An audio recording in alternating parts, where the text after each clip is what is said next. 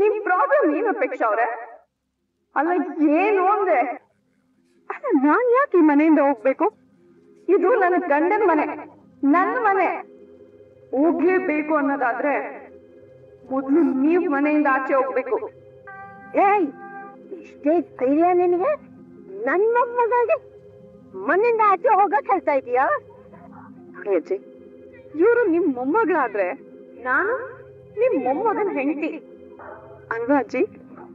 ಅಮ್ಮ, ಮದ್ವೆ ಆದ್ಮೇಲೆ ಒಂದ್ ಹೆಣ್ಣು ನ್ಯಾಯವಾಗಿ ಎಲ್ಲಿರ್ಬೇಕೋ ಭೂಮಿ ಈಗ ಅಲ್ಲೇ ಇದ್ದಾಳೆ.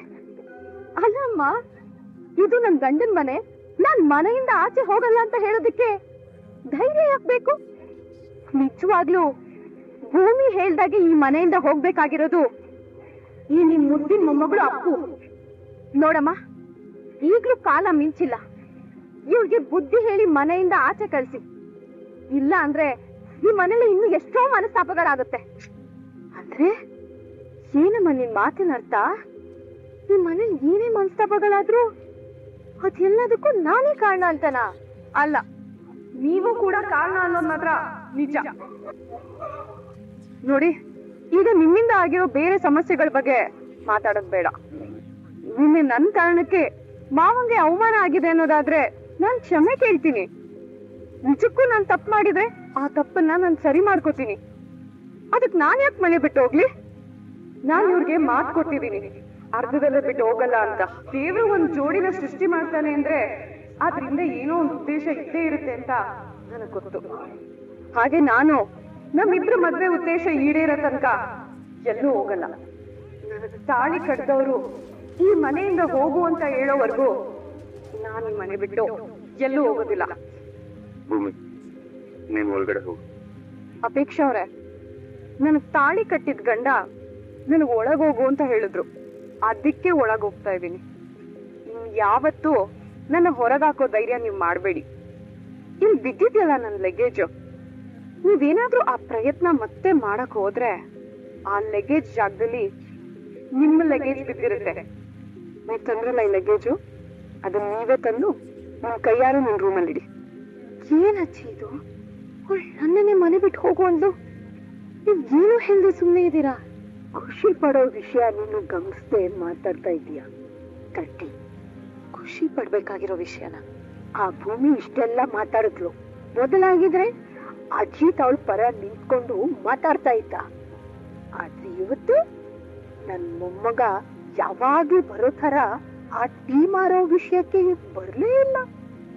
ಅವಳ ವಹಿಸ್ಕೊಂಡು ಜಗಳ ಮಾಡಿಲ್ಲ. ಅಲ್ಲಿಗೆ ರಾತ್ರಿ ಅವನಪ್ಪ ಹೊಡೆದಿದ್ದು ಕಾಡ್ತಾ ಇದೆ. ಹೆಂಡತಿ ಪರ ವಹಿಸ್ಕೋಬಾರ್ದು ಅಂತ ಅವನ್ಗೆ ಅರ್ಥ ಆಗಿದೆ. ಓಹೋ, ಹೌದಲ್ವಾ? ನಾನು ಈ ಗಾಬರಿಲಿ ಗಮನಿಸ್ಲೇ ಇಲ್ಲ ಅಜ್ಜಿ. ತಪ್ಪಾಯ್ತು ಸಾಹೇಬ್ರೆ. ಸಾಹೇಬ್ರೆ, ನಾನು ಸಾರಿ ಕೇಳಿದ್ದು ನಿಮ್ಗೆ ಡಿಕ್ಕಿ ಹೊಡೆದಿದ್ದಕ್ಕಲ್ಲ. ಅಪೇಕ್ಷಾ ಅವರು ನನ್ನ ಮನೆ ಬಿಟ್ಟು ಹೋಗು ಅಂದಾಗ ಅದ್ ಎಲ್ಲಿತ್ತೋ ನನ್ಗೆ ಆ ಧೈರ್ಯ. ನಾನು ಅವ್ರಿಗೆ ಜೋರಾಗಿ ಮಾತಾಡ್ಬಿಟ್ಟೆ. ಬೇಕಾದ್ರೆ ಗಂಡನ ಮನೆಗೆ ನೀವ್ ಹೋಗಿ ಅಂತ ಹೇಳ್ಬಿಟ್ಟೆ. ಪಾಪ ನಿಮ್ಗೂ ಬೇಜಾರಾಗಿರುತ್ತಲ್ವಾ? ಅದಕ್ಕೆ ಸಾಹೇಬ್ರೆ ಸಾರಿ. ಅದಕ್ಕೂ ಇಟ್ಸ್ ಓಕೆ. ಏನ್ ಸಾಹೇಬ್ರೆ ಇದು? ಎಲ್ಲದಕ್ಕೂ ಇಟ್ಸ್ ಓಕೆ ಓಕೆ ಓಕೆ ಅನ್ನೋ ಮೂಡಲ್ಲಿದ್ದೀರಾ ಸಾಹೇಬ್ರೆ? ನನ್ ರೆಬೆಲ್ ಅವತಾರ ನೋಡಿ ಎದ್ರಕೊಂಡ್ಬಿಟ್ರ? ಮನ ಮೆಚ್ಚಿದ ಸೊಸೆಲ್ಲೂ ಹೀಗೆ ಮಾಲಾಶ್ರೀ ಅವರು ವಿಲನ್ ಜೊತೆ ಫೈಟ್ ಮಾಡ್ತಾ ಇದ್ದಿದ್ ನಾವು ನೋಡ್ತಾ ಇದ್ದಾಗೆ ಆ ಫಿಲಂ ಹೀರೋ ಫುಲ್ ಶಾಕು. ಹಾಗೆ ನಿಮ್ಗೂ ಏನಾದ್ರೂ ನನ್ ಮೇಲೆ ಭಯ ಭಕ್ತಿ ಶುರುವಾಯ್ತಾ? ಈಗ ನಾನು ರಾಣನ ಎಂಕ್ವೈರಿ ಮಾಡಿ ಅದ್ರಲ್ಲಿ ಏನಾರು ಒಂದು ತಪ್ಪಿದೆ ಅಂತ ಗೊತ್ತಾದ್ರೆ ಅವನ್ನ ಲಾಕಪ್ ಹಾಕೋ ಮೂಡಲ್ಲಿದ್ದೀನಿ. ನೀನ್ ಹಿಂಗೆ ನುಳ್ಕೊಂಡು ಓಡಾಡ್ತಿದ್ರೆ ನಂಗೆ ಇರಿಟೇಟ್ ಆಗತ್ತೆ. ಆಮೇಲೆ ನಿನ್ನ ಒಳಗಡೆ ಹಾಕ್ಬೇಕಾಗತ್ತೆ.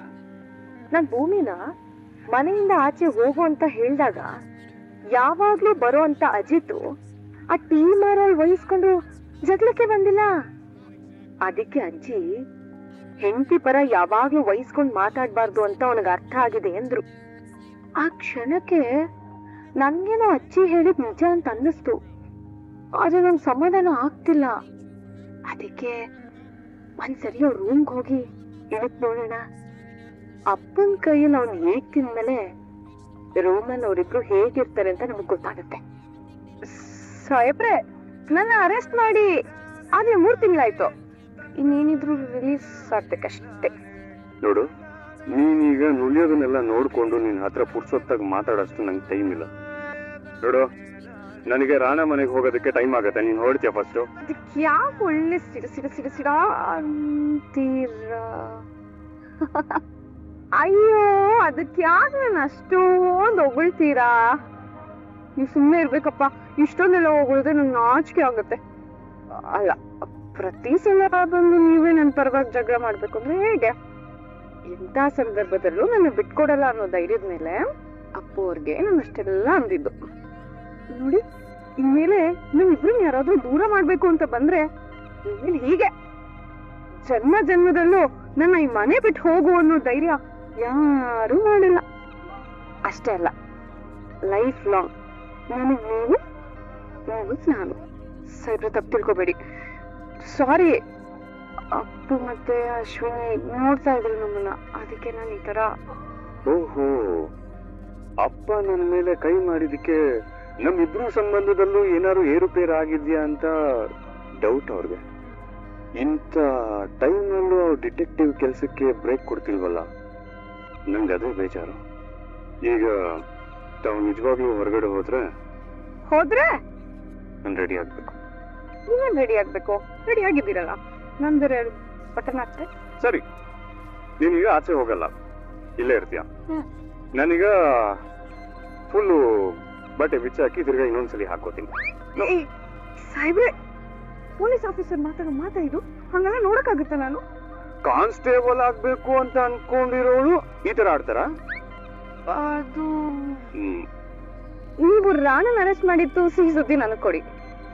ನಾನ್ ನಿಮ್ಗೆ ಒಂದ್ ಸಿಹಿ ಕೊಡ್ತೀನಿ. ನಾನು ಎಲ್ಲಿ ಮುಟ್ ಕೊಟ್ಬಿಡ್ತೀನಿ ಅಂತ ಎದುರ್ಕೊಂಡ್ಬಿಟ್ರ ಸಾಹೇಬ್ರೆ? ನೀನು ನನ್ಗೆ ಮುಟ್ ಕೊಡ್ತೀಯ ಅಂತ ನಾನು ಇಮ್ಯಾಜಿನೇಷನ್ ಮಾಡ್ಕೋತಾ ಇದೀನಿ. ಹೌದು. ಈ ಅಪಾರ್ಟ್ಮೆಂಟ್ ಕಟ್ಟೋ ಟೈಮಲ್ಲಿ ನೆಲದ ಮೇಲೆ ಸಿಮೆಂಟ್ ಬಿದ್ಬಿಟ್ಟು ಒಣಗೋಗಿರುತ್ತಲ್ಲ, ಅದನ್ನ ಉಜ್ಜೋದಕ್ಕೆ ಒಂದು ಕಬ್ಬಿಣದ ಬ್ರಷ್ ಇಟ್ಕೊಂಡಿರ್ತಾರೆ. ಇನ್ ಕೇಸ್ ನೀವ್ ಏನಾರು ನನಗೆ ಮುಟ್ ಕೊಟ್ಬಿಟ್ರೆ ಆ ಬ್ರಷ್ ಉಚ್ಕೊಂಡ್ಬಿಡ್ತೀನಿ ನಾನು. ಸಾಹೇಬ್ರೆ, ಹೊಡೆದ ಕಳಿಸ್ತೀರಾ? ಹೋಗ್ತೀನಿ ರೀ. ಹೋಗ್ಬಾರ್ದಾ? ಇದನ್ನು ತಾನೇ ಹೋಗ್ಬೇಕು. ರಾಣ ಸರ್, ಆಗಿದ್ದೇನೆಲ್ಲ ಮರೆತು ದಯವಿಟ್ಟು ಇನ್ನೊಂದು ಅವಕಾಶ ಕೊಡಿ ಪ್ಲೀಸ್. ಅಜಿತ್, ಏನೇ ಇಲ್ಲಿ? Mister Rana, police inspector Ajit Ram Narayan, ನನ್ನ ಮಗ ಸರ್. ಓಹ್, ಏನು ಮನೆ ತುಂಬಾ ಬರೀ ಲಾಯರ್ ಪೊಲೀಸ್ಗಳೇ ತುಂಬಿಕೊಂಡಿದಾರ?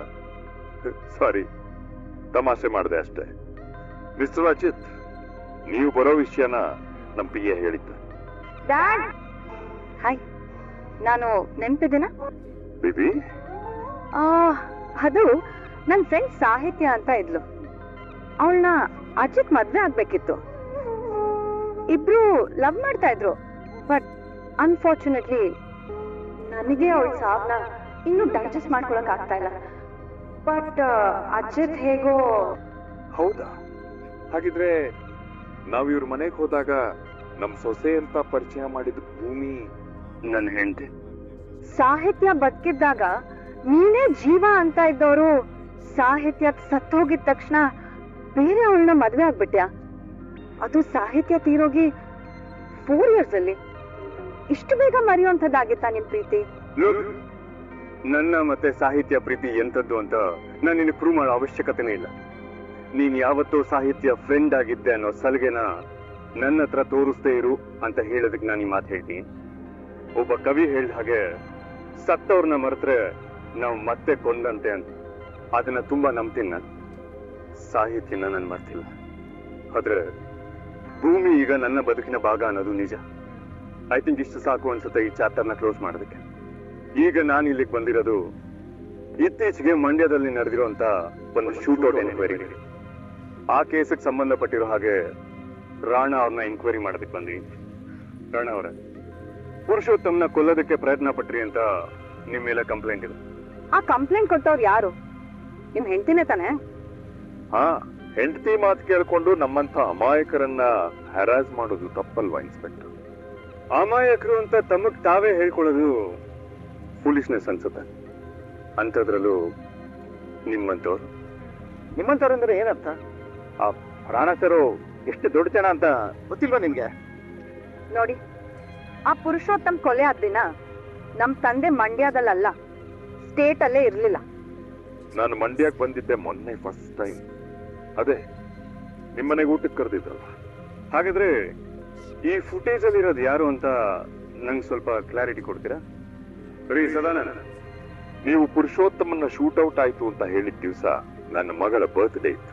ಅವತ್ತು ನಾನು ನನ್ನ ಮಗಳ ಜೊತೆಗೆ ಊಟಿನಲ್ಲಿರೋ ನನ್ನ ರೆಸಾರ್ಟ್ ಅಲ್ಲಿದ್ದೆ. ಅದಕ್ಕೆ ಸಂಬಂಧಪಟ್ಟ ಫೋಟೋಸ್ ಗಳನ್ನ ನಿಮಗೆ ತೋರಿಸ್ತೀನಿ. ನೀವು ಫೋಟೋಸ್ ತೋರಿಸ್ಬೇಕಾದ್ರೆ ಅಬ್ಸರ್ವ್ ಮಾಡಿದೆ, ಫೇಮಸ್ ಇಂಡಸ್ಟ್ರಿಯಲಿಸ್ಟ್ ರೆಡ್ಡಿ ಅವರು ಇದ್ರಲ್ಲ, ಅವ್ರು ಕಾಲ್ ಮಾಡಿ ಈಗ ನೀವೇನು ಹೇಳಿದ್ರು ಅದನ್ನೇ ಅವ್ರೇನಾರು ಹೇಳಿತು ಅಂತ ಹೇಳಿದ್ರೆ ನಮ್ದು. Which one? This Nero radio has a GPS, doesn't it? Yes, of course it does. Okay. You're at Olali Falls. Okay, good. Keep an eye out. A field op is going to be there any minute. O'Brien out. Oh, Brian! Oh, God damn it.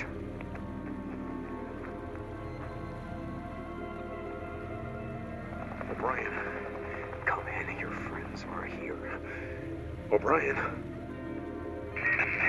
I told you they're not my friends. Okay, head in on foot. Yeah, I know. What do you want me to do? Use one of these tracking devices? No, not this time. I'm already tracking this one. Follow the researcher. She's there to investigate an infected subject, the freak that was tagged in a nearby cave. A cave? You want me to follow armed Nero goons into a cave? Just stay close to her. While you're in range, I can intercept her data. O'Brien. I'm still working on the info you want. Don't ask. Why the hell am I talking to you? O'Brien out. Squad check. All good. All good here. Clear. Perimeter's clear. We're good.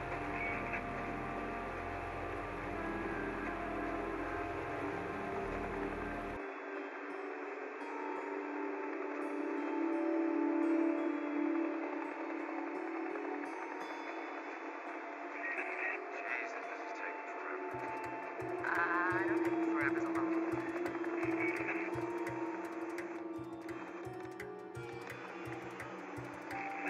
What the hell are we doing? Anyone else hear that?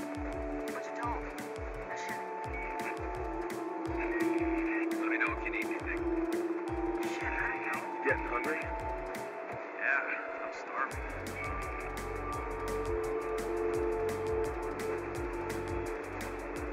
Just stay close to her.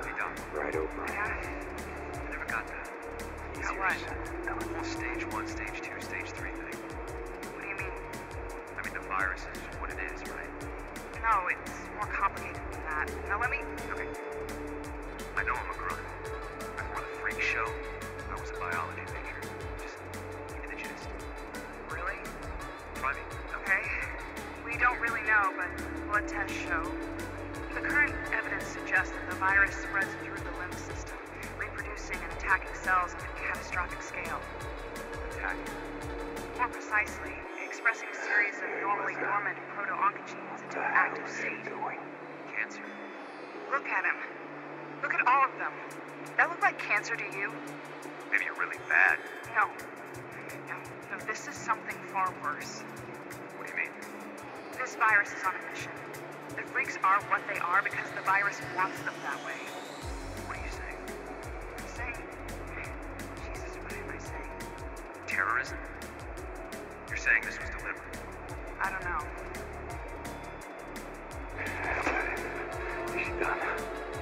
Yeah, okay. Time to get down with Dodge.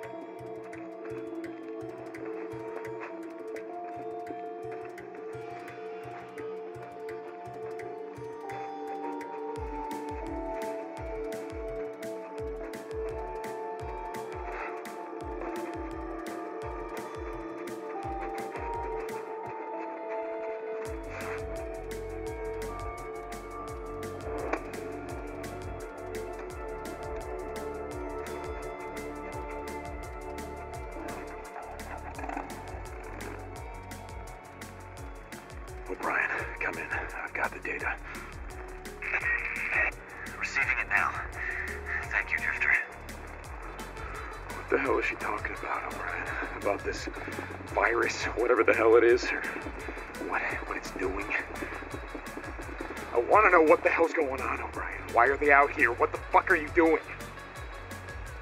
O'Brien? Okay. I'll be in touch. O'Brien out. Oh boy, this is gonna get old fast.